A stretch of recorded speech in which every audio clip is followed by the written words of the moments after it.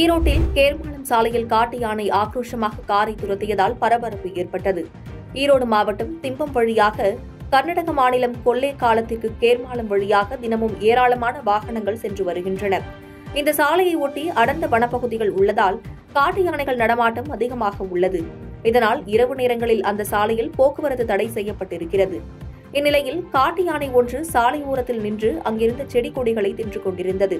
இதனால் வாகனங்களில் வந்தவர்கள் வாகனங்களை நிறுத்தி யானையை பார்த்து ரசித்தனர். அப்போது யானை வாகனங்களை வழிமறித்ததால் வாகன ஓட்டிகள் மற்றும் பயணம் செய்தவர்கள் அச்சமடைந்தனர். திடீரென ஆக்ரோஷமடைந்த யானை ஒன்று ஒரு காரை வேகமாக துரத்தியது. இதனால் அதிர்ச்சியடைந்த வாகன ஓட்டி காரை வேகமாக இயக்கி தப்பித்தார். இதனால் அங்கு பரபரப்பு ஏற்பட்டது.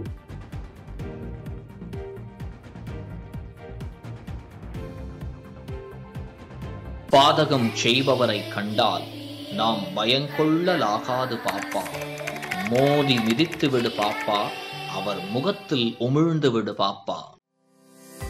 அண்மை செய்திகளை உடனுக்குடன் தெரிந்து கொள்ள இணைந்திருங்கள் இயம்நாடு தொலைக்காட்சியுடன்.